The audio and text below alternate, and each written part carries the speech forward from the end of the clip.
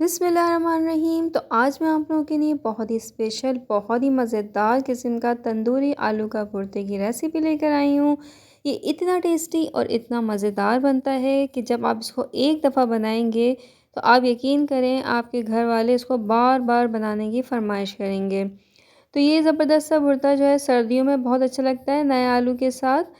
तो यहाँ पर जो है आपने वीडियो को स्किप बिल्कुल नहीं करना है और वीडियो को एंड तक देखना है। सारी टिप्स एंड ट्रिक्स भी शेयर करूँगी। चलिए वीडियो को स्टार्ट करते हैं।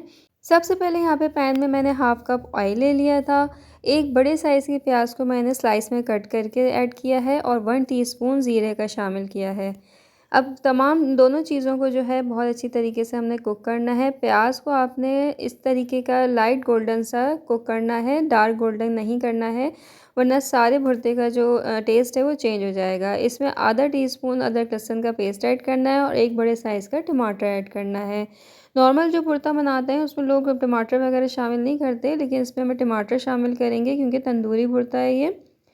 और यहाँ पर थोड़ा-सा हम पानी शामिल करेंगे ताकि हमारी प्याज़ वगैरह जल ना जाए और टमाटर भी बहुत अच्छे से यहाँ पे मेल्ट हो जाए। अब यहाँ कुछ स्पाइस शामिल करेंगे, कुटी लाल मिर्च, हल्दी, नमक, भुना कुटा धनिया, भुना कुटा ज़ीरा और अगर चाहें तो थोड़ी-सी पिसी हुई लाल मिर्च भी ऐड कर सकते हैं। मिर्च और नमक का बैलेंस आप अपने हिसाब से किया करें।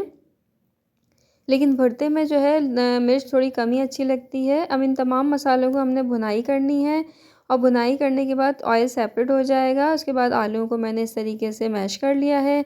नया आलू था, इसको मैंने बॉईल कर लिया था। हाथों से ही मैश करना है आपने, मैशर से मैश नहीं करना है क्योंकि भरते में थोड़े-थोड़े से जो चंक्स होते हैं आलू के वो आने अच्छे होते हैं, बहुत मज़े के लगते हैं। अगर आप बिल्कुल ही इसको मैशर से मैश कर देंगे तो वो चंक्स नहीं रहेंगे, वो अजीब से एक मलीदा सा बन जाएगा जो कि हमें नहीं चाहिए। हमें इसको भरते की फॉर्म में ही रखना है। अब इस मसाले के साथ हम मीडियम फ्लेम पे इसको हम भूनेंगे ताकि मसाला और आलू दोनों यकजान हो जाएं। तो यहाँ पर हरी धनिया और हरी मिर्चों से मैं यहाँ ऊपर गार्निश कर रही हूँ। अच्छे तरीके से हमारा मसाला और आलू सब जो है वो मिक्स हो गए हैं और ऑयल भी थोड़ा थोड़ा ऊपर आने लगा है। 5 मिनट के लिए बिल्कुल लो फ्लेम कर दी थी मैंने ताकि हमारा ऑयल सेपरेट हो जाए। नज़र आ रहा होगा आपको ऑयल, हमारा ऑयल हल्का हल्का सा सेपरेट हो चुका है। अब यहाँ पे मैं डालूँगी बॉयल मटर। बॉयल मटर आपने इस स्टेज पे ऐड करनी है।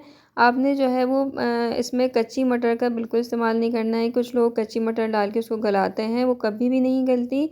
तो आपने अलग से जो है ना मटर को बॉयल कर लेना है और आखिर में इसके ऐड कर देना है।